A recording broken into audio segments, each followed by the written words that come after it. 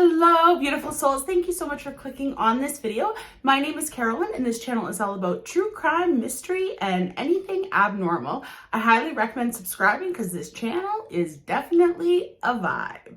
Today's story is about Richard Huckle, the UK's worst child predator. However, he did not commit the crimes in the UK, but we'll get into that because there's a very specific reason why he didn't commit the crimes in the UK. Richard Huckle was born May 14th, 1986 in Kent, England. His mother's name was Christina, his father's name was Edwin, and he also had a brother. His family was described as a middle-class Christian family. He was described by classmates as a loner and weird, but there's nothing really in his childhood that was very traumatic that we know of. And what he goes on to do, you would assume he would have had a very traumatic, very abusive childhood.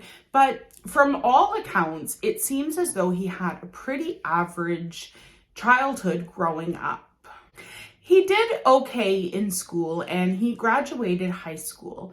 Now, when he graduated high school, he had developed a big interest in photography. So for graduation from high school, his parents bought him a camera. Richard was obsessed with his camera. He would take pictures of everything. And he kind of became known as the camera guy. And people in his community would ask him to take pictures of them. And he was kind of known as this guy who was just really good at taking pictures.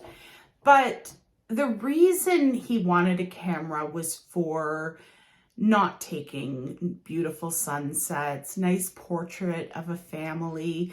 That was not why he wanted a camera. He had very, very sinister intentions on why he wanted this camera. Before he graduated, he had gone on a month-long trip with his class to Namibia. Now, most people who live in very privileged countries, the first time they travel to an impoverished country, it's usually quite kind of shocking, and it usually invokes in most people a lot of compassion.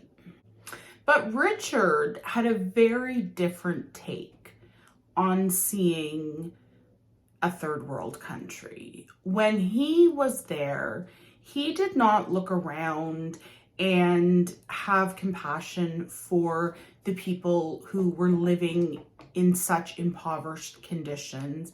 It didn't invoke this feeling of wanting to help these people. It wasn't about educating himself on the way people live in different countries.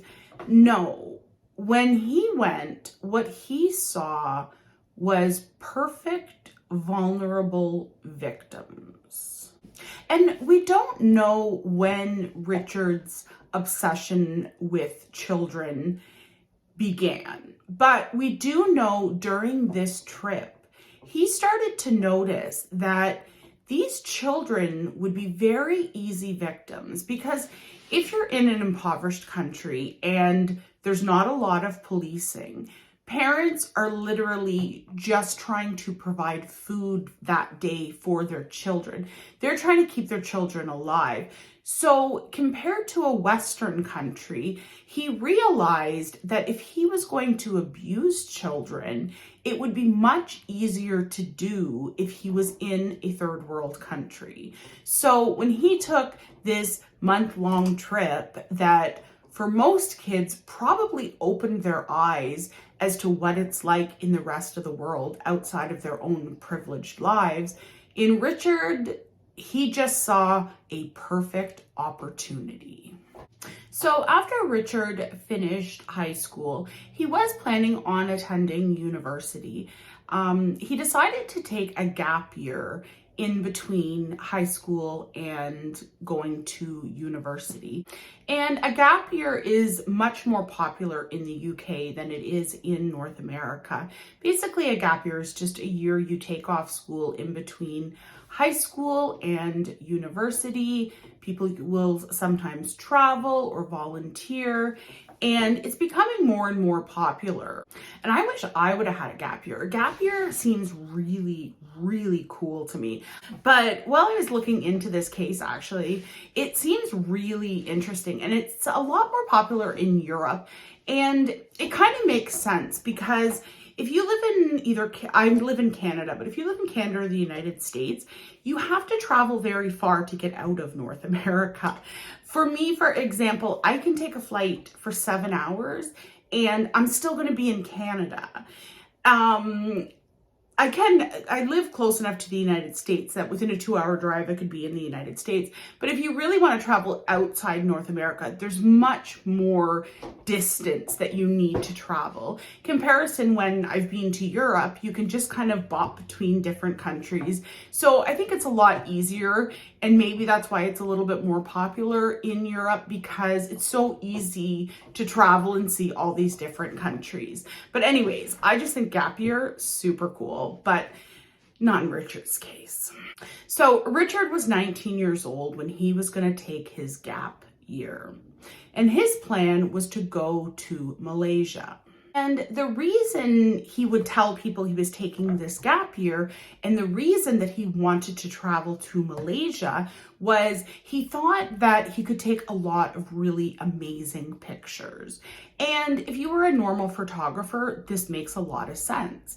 You're traveling to a different country, you're seeing all of these different amazing things. You could build up a portfolio that you wouldn't be able to if you were only stayed in your own country. So if you really do have aspirations to become a photographer, this would be an amazing opportunity.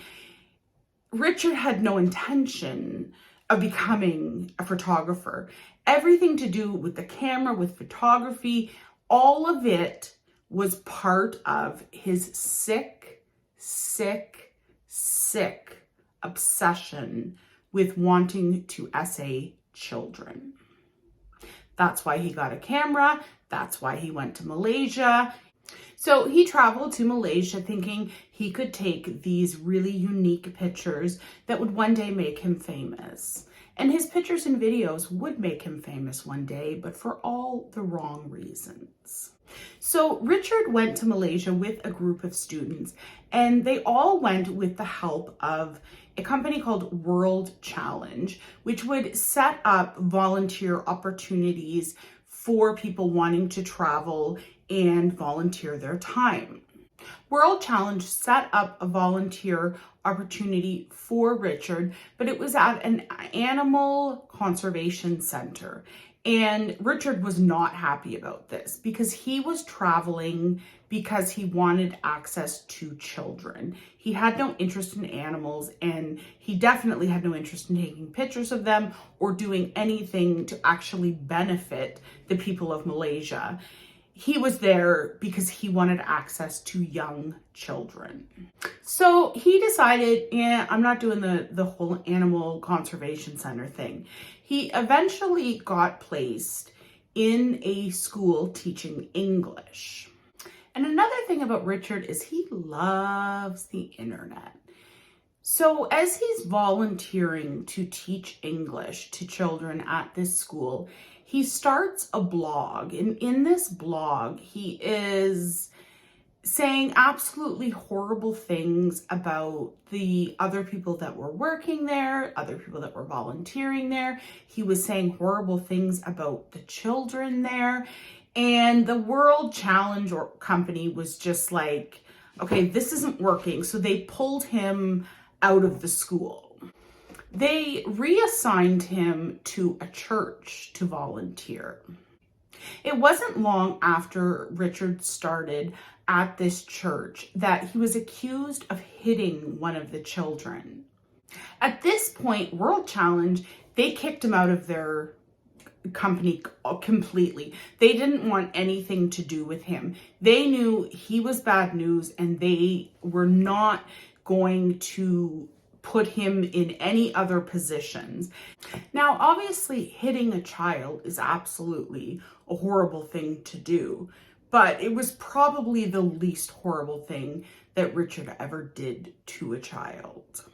The pastor of the church denied that Richard had any access to the children.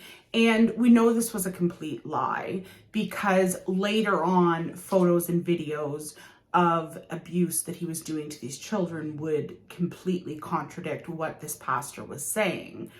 But the pastor was saying he wanted him there to take pictures of their celebrations. He would take pictures of baptisms. And you might be thinking, Carolyn, I thought you said that he got kicked out of the church. He did.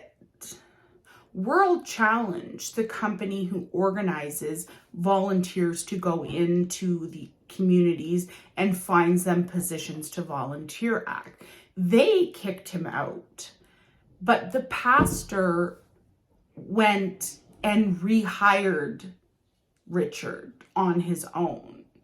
And this church would be where Richard would get the majority of his victims.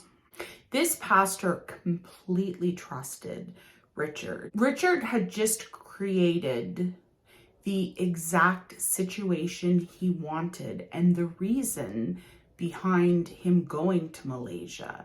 He now had unlimited and unsupervised access to endless impoverished children. We'll learn about much later. Richard created a 60-page manual from start to finish of exactly how to abuse children. And his advice was to travel to a third world country to gain access to their children. He really got himself ingrained in this community. He began to learn the language. So the people in this community really, really trusted Richard. They thought of him as this rich Western man who had come to help them. Now, Richard wasn't rich, but compared to them, he was. Like, he had a camera. So to them, he must be rich. And they thought that he was very, very trusting. Somehow he was able to disarm this pastor who just seemed to love him and all of the parents of all of these children. And a 2-year-old girl who attended this church became his first confirmed victim. It's highly unlikely, in my opinion, that this was his first victim. This was the first victim that many years later would have proof in the form of videos and photos that this was his first victim. So this is his first confirmed victim. This 2-year-old little girl, her parents were actually letting Richard stay with them in his home because Richard didn't really have his own living arrangement. After he got kicked out of the World Challenge, he was kind of on his own with the church. So he kind of bounced around and would stay in the community in different people's homes. But this 2-year-old girl, her parents moved Richard into their home and he lived with them for almost a year. And he SA'd this 2-year-old girl the entire time. And as I had mentioned, Richard was a big fan of the internet. So at this time in the story, it's not known that he is doing this, but he is posting on a forum on the dark web with child disgusting videos. He stayed with this family for a year. So the 2-year-old girl, obviously it turns into a 3-year-old girl. And he made a comment on this sick, disgusting forum on the dark web that he had complete access to a 3-year-old girl and that it was getting boring because it was so easy to abuse her. And we know so much about the number of victims and how old the victims were. We know a lot of information about the victims because Richard documented all of it. He took photos and videos of all of the abuse. He also kept a diary, and his victims ranged in age from 6 months old to 12 years old.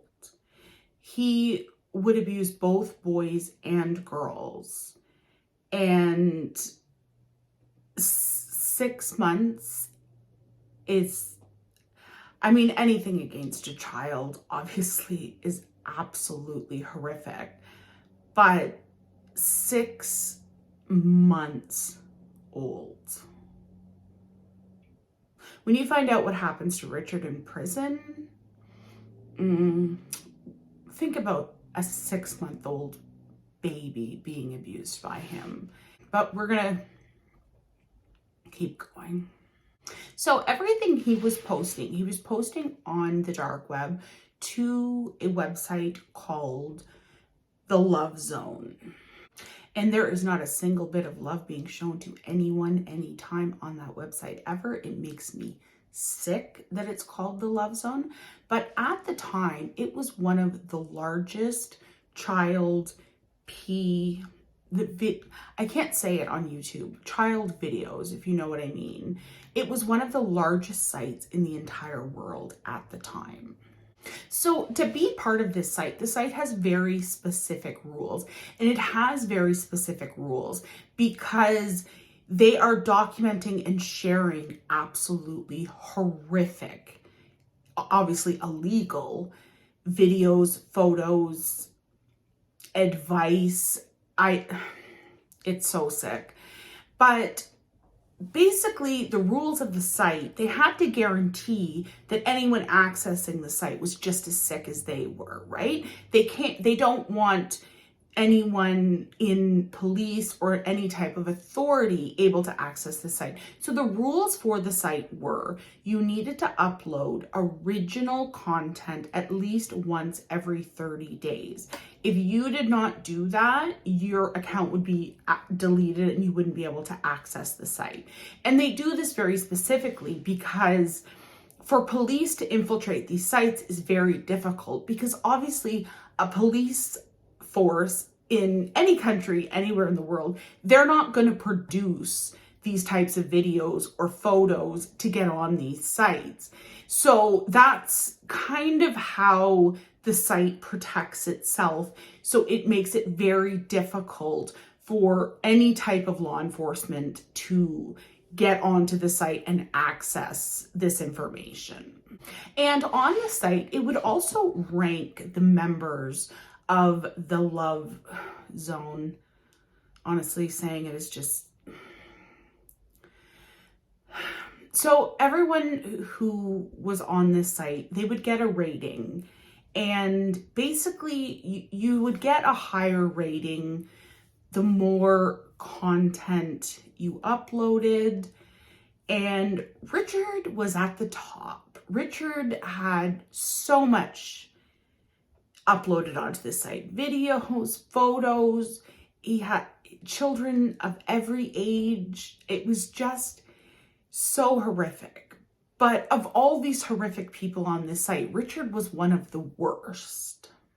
And another thing of why all these other sickos, they all kind of looked up to Richard because they described it that he had a very high success rate. And to them, a high success rate would mean that when you attempted to harm a child, you were successful in their opinion. And Richard had no problem getting as many children as he wanted. So he decided he was so good at this, he was going to teach everyone else, because all these other sickos, they wanted his advice. They wanted him to tell them, how do you do this? How are you, in their minds, successful? So as I had mentioned earlier, he wrote a 60-page manual on how to successfully get victims. And the way it started was the very first thing he told people to do, that if you live in a rich country, travel to a very poor, impoverished country. This is where you're going to find the most vulnerable children. And he went into so much detail. I can't even. But he would detail and tell people, don't commit these crimes in your country. Travel to a country that there's not much policing. Children aren't watched as well. He also gave a lot of tips on how to get parents to trust these sick mofos, how to earn the parents' trust. For Richard, he had a very close relationship with the pastor of the church. And I think even just having that relationship would probably disarm a lot of parents. And he also would offer to take pictures of the children. Now, he is presenting it as though he is like traveling to take pictures of children all over the world, and he's this great, amazing guy. And so he would say to parents, he would go up to beaches where there would be families with young children, and he would offer to take pictures of their children, and he would send the parents a copy of the photo of their children. And to these parents, this would be such a precious thing to have. They didn't have cameras. They didn't have pictures of their children. They couldn't afford these types of things. So to the parents, the idea that they could have a picture of their child was a very, very desirable thing that they really would want. And this was how he did it. And he also suggested in the manual was to offer English lessons to children.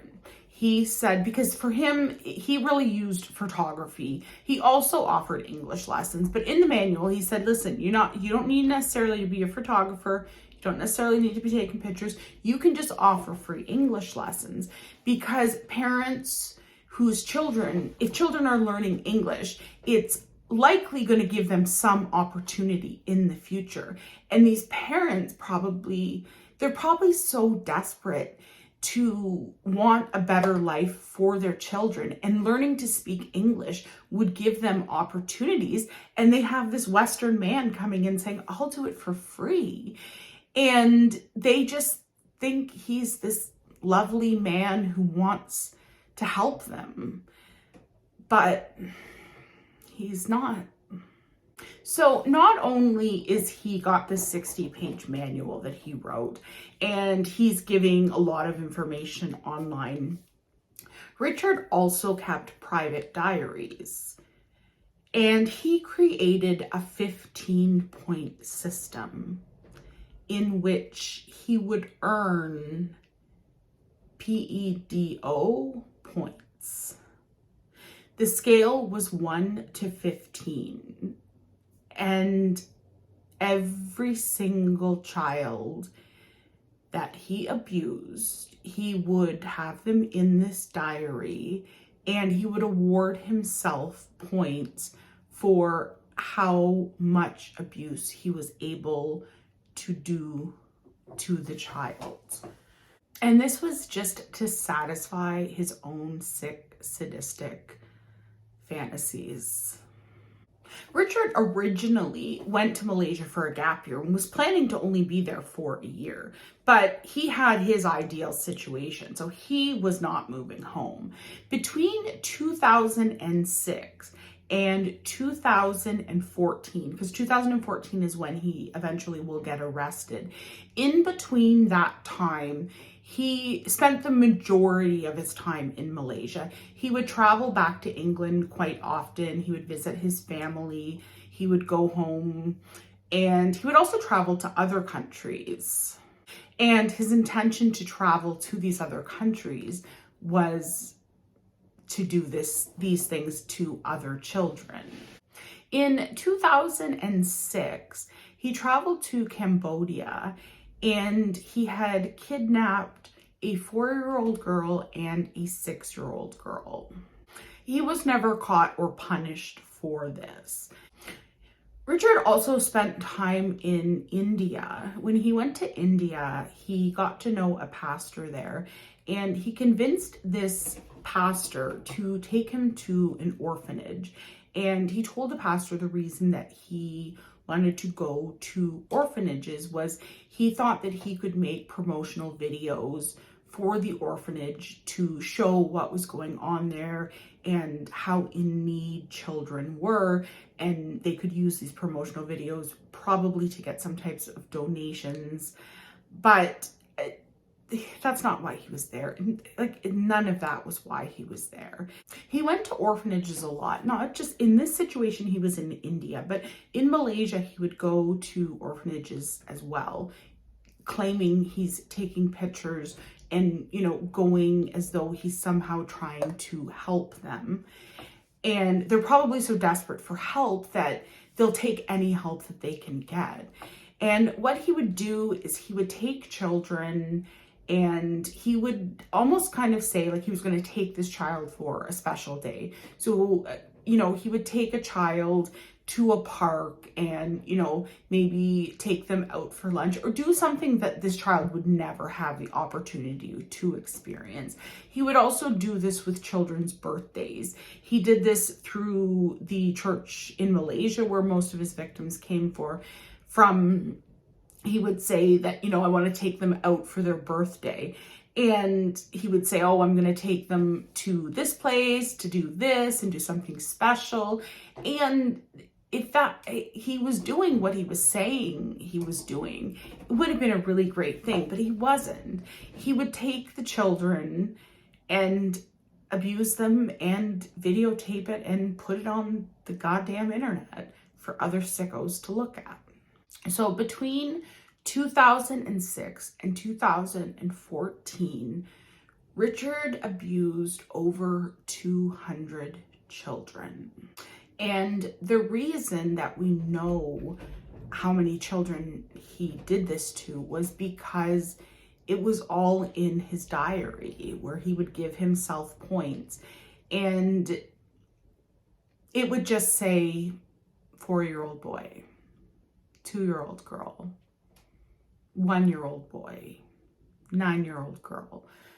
And he would describe what he had done to them. And in this diary, he talked about a young girl that he had abused from the age of 5 until the age of 12. And in the diary, he described how he wanted to marry her and then have children, and then those would become his victims. And then he thought about it for a little while and he decided that incest was too far. That was his limit. He could do this to absolutely any other child unless they came from his body. So then he was like, oh, well, we'll adopt kids then. So we'll adopt kids and they'll be perfect victims. And then he came up with the idea, and none of this ended up happening because he gets caught before any of this happens. But this is, I'm just telling you, in his diary, these were the plans that he was making. He wanted to become a foster parent. So his plan was this little girl that he had had and done these absolutely horrible things with since she was 5 years old. He was going to marry her. They were going to become foster parents. And then he would have an endless cycle of victims going in and out of his home. That was Richard's plan. So as I mentioned, he gets arrested in 2014. So how does he get arrested? The Love Zone. That's how he gets arrested. So the person who owned the Love Zone website, his name was Shannon McCool. Now, police had accessed the site, but just because they access the site, it doesn't mean they get, once they get on the site and they can see this, the photos and the videos, These people are masterminds at doing this. So they know how to hide a lot of their information. So police, even if they can get on the site, it's still really, really difficult to identify who the victims are, who the people posting are, like who everyone is. So one thing about this Shannon McCool guy was his greetings always begin with highs, which it's just, I don't know. It's not a different language. He's an Australian man. So his first language is English, but he would start all his greetings, instead of saying like hi or hey, he would say highs, and it was like HIAYAS, which police took this little piece of information and thought, this is very, very unique, because all of his greetings in everything he would write started with highs. So what the police did was they got off the dark web and they went back just to the surface web, and they started trying to find anyone who would use this greeting, because if this is sort of the way you normally would speak, you probably speak that way in your everyday life, not just when you're committing crimes on the internet. So through this highs, I don't even know if I'm saying it correctly. Anyways, they find Shannon McCool, and the amazing thing when they go to arrest him is that when they go in and arrest him in his home, open on his computer is the Love Zone. And he is the owner of the site. So police now have complete access to this site. And because they are now on the site as the owner, their account's not going to get deleted. So the police cannot, because police are not going to create, obviously, this type of material to post on a site to try to catch people creating this type of material. But because he was the owner of the site, they kept this going so that they could try to catch as many of these sick mofos as they could. And they didn't delete their own account because they were operating as the owner. So police get on the site and they just are monitoring everything that is going on. And obviously they're trying to identify as many victims as they can, as many of the sickos posting. And they were able to save 85 children who were in ongoing abusive situations from this site. So they were able to save 85 kids who were actively being continuously abused, which is amazing. They were able to make over 200 arrests of different people who were posting on this site. The police want Richard, and obviously at this point, they don't actually know his name is Richard, but they know that he is the person who has the highest rating on the site. So they can see that how many victims he has because of how much he has uploaded. So they really want to catch him. Like, it's amazing. They were able to make 200 arrests, save 85 kids out of a situation they were in. Like, that is amazing. But they really wanted Richard. But obviously, someone who is creating this type of material and posting this type of material goes to very, very extensive lengths to hide their identity. They don't want to get caught, obviously. So on a photo and a video, all of the metadata would be deleted from the photo. But police just kept digging because they really, really wanted Richard. Again, they don't know it's Richard at this time. So as they're going through all of his photos, all of his videos, so they find on a couple photos or videos, he had deleted the metadata, but on a couple of them, he had left on the type and model of the camera that was used to take the video or photo. So from these videos and pictures, I don't know if it was based on the children who were in the videos or the surroundings, but they were able to figure out that the person taking these videos and photos was in Southeast Asia. Now that is a huge area. Like, it's not like they figured out where this guy is, but what they have is they have a location, a general location, and they know what type of camera and model number this camera is that's taken these pictures. So something very interesting that I learned while researching this case is a lot of times how they catch these people when they get on the dark web and onto these websites, they'll find a very tiny piece of something that is unique. And then they leave the dark web and they go to the surface web and see what they can find. And it was the same thing with how they caught Shannon McCool, who was the owner of the website. They found this Hayes, so they just went and they literally found the guy on Facebook. So what they do is they go and they think, okay, well, maybe this person has taken legitimate normal photos with this camera and posted them online.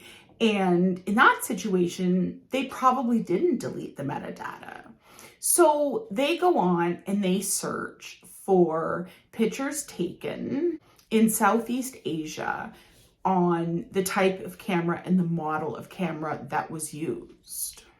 And with those two pieces of information, they ended up finding pictures of Richard with children, but normal pictures that he was posting, because he's trying to present himself as a photographer, so he posts regular pictures online. And this is how the police figure out who Richard Huckle is. Now, Australia is the police who figured out who Richard is. Richard is a British citizen, and Richard is committing these crimes in Malaysia. So who is going to arrest him? It kind of becomes a jurisdictional thing. So what Australia does is Australia contacts Britain and tells them obviously all the information and they share everything with the police in England.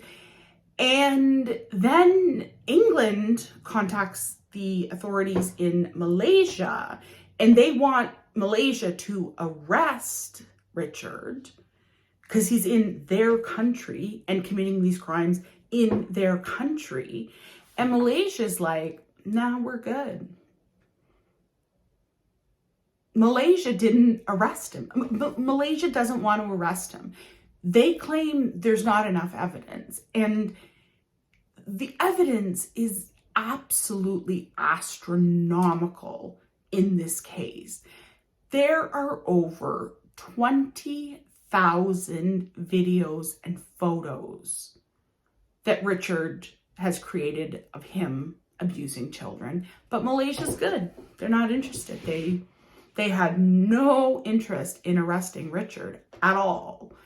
So British police are kind of left, what are you going to do? Because you can't just go into another country and arrest someone. So they sit back and they're thinking, okay, how are we going to get this guy? And so they use his passport and they find out he comes back to the UK all the time. So all we have to do is wait for him to come back to England, because he would travel back and forth between Malaysia and England all the time. And guess what was coming up? Christmas. So Richard is a Christian man that comes from a Christian family. So chances are Christmas is probably something that his family celebrates, and it's probably something he's going to come home to England for. So on December 19th, 2014, Richard is arrested. He is arrested by Britain's National Crime Agency, as he lands in London and as he's getting off the plane, he is arrested at Gatwick Airport. So the police arrest him. They ask him some questions and Richard's just not answering anything. And I'm not really clear why. It seemed at this point, I'm not clear why the police did this. They said that they were still trying to access some evidence. So basically the police agree that Richard can go home as long as, not to Malaysia, he can go to his parents' home as long as he goes to his parents' address and does not leave his parents' home. So that's exactly what he does. His parents go pick him up at the police station and take him home. And they obviously at this point, they have no idea what's going on. They literally had absolutely no idea what was going on. And I'm assuming that they believed their son was innocent because of what happens. Because Richard goes home and he spends the night at his parents' house. And it seems like his parents have full intentions of letting their son stay with him. But the next day after he arrived at his parents' home, he got drunk and admitted everything to his mother. And his mother was like, bling, bling, bling. Hi, please come pick up this piece of shit. Now, that's not a direct quote or anything. I don't know exactly what she said to the police, but basically she called the police and said, come get him. He's not staying here. Get him out of my house. Because obviously she was horrified, disgusted, and wanted nothing to do with him after she found out what he had been doing for so long to so many victims. So then he went and he had to stay in jail, which, good. So now Richard is in police custody, and you can watch an interview on, it's like the most annoying interview I've ever seen in my life, but there's an interview of police interviewing Richard, and Richard just sits there, no comment. And they ask him like tons and tons and tons and tons of questions, and he just sits there and says, no comment, no comment, no comment. And you literally want to punch him in the face watching this video.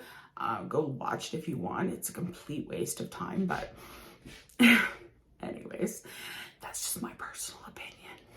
Richard at this point is pleading not guilty, meaning they're going to have to go to trial. And there are 91 charges against him. And I went through and read the list of all 91 charges, and it is not it's horrible. It's R-word, 3-year-old boy, this, that, 2-year-old girl, this, that, 10-year-old boy, 91 charges.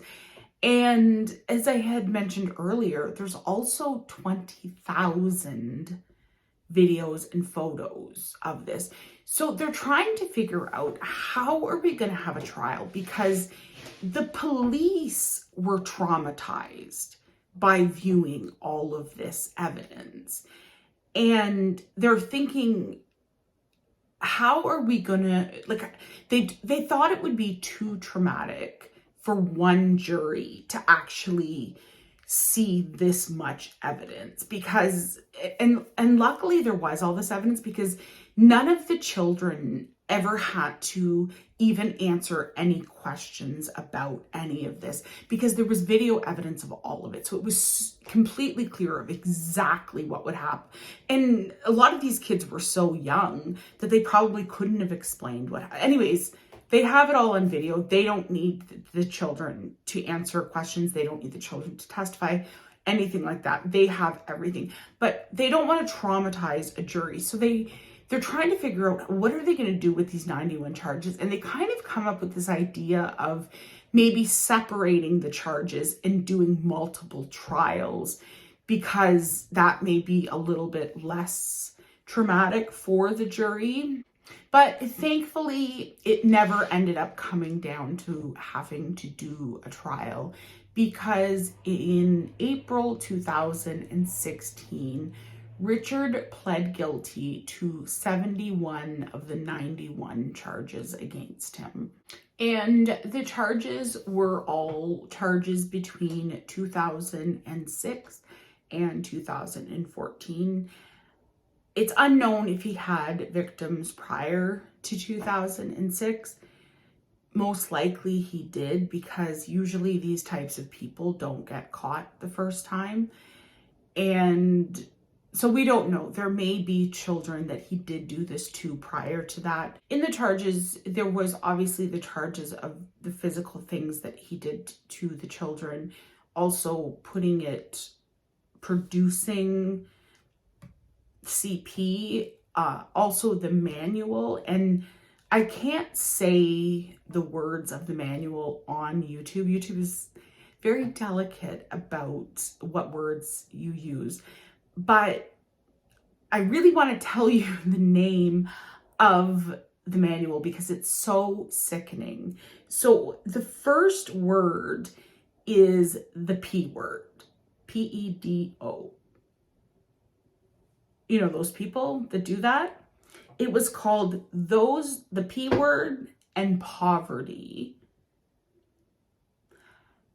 Child Lover's Guide. And if that doesn't make you want to vomit, I don't know. Part of the charges included, in 2013, he confessed to abusing 4 girls who were all members of the same family. And while all the charges listed obviously do not give the names of the victims, he really liked siblings. And I think for reasons to him that would be appealing is that they've already gained the trust of the parents to get one child. So maybe sticking with siblings made it easier. I don't know. So Richard was sentenced to life in prison with the possibility of parole after 25 years. Richard was sent to Full Sutton in East Yorkshire. But babes, that is not the end of the story. If you've watched this channel before, you will know I don't promote prison justice for people who hurt children, but I definitely am not against it. And this, well, let me just tell you, and you can let me know what you think. Love to know in the comment section below what you think about the ending, because obviously, human piece of trash. Human piece of trash, no question. I mean, that's obvious. But let me know what your opinion is on all of this. October 3rd, 2019, Richard was murdered in prison by another inmate. Now, before you start celebrating the other inmate is just, he's as sick as Richard, because he's in there for SA against kids and women and everything. So he's no hero, but he does a good thing here. This one thing, in my opinion. But I don't encourage violence. So Richard was not just killed. There was a little bit of torture put in there. Richard's hands and feet were bound. He was gagged. He was strangled with an electrical cord, but that didn't kill him. He had his jaw broken. He was R-worded, and he had a kitchen utensil inserted in his anus. And then a pen with a blade on the edge of it was shoved up his nose into his brain, and that's what actually killed him. But this guy did all this other stuff, torturing him before he actually killed him. So in my opinion, every person who hurts a child should be sentenced to obviously life in prison. But I feel like this kitchen utensils being shoved up their tush should be like done as well. But I mean, there's a reason probably that I don't make the laws because that's what I think should happen to them. But let me know what you think about that one. But the judge who sentenced the guy who killed him, he called it a prolonged attack designed to humiliate and degrade Richard. Good. I approve this message. I love it.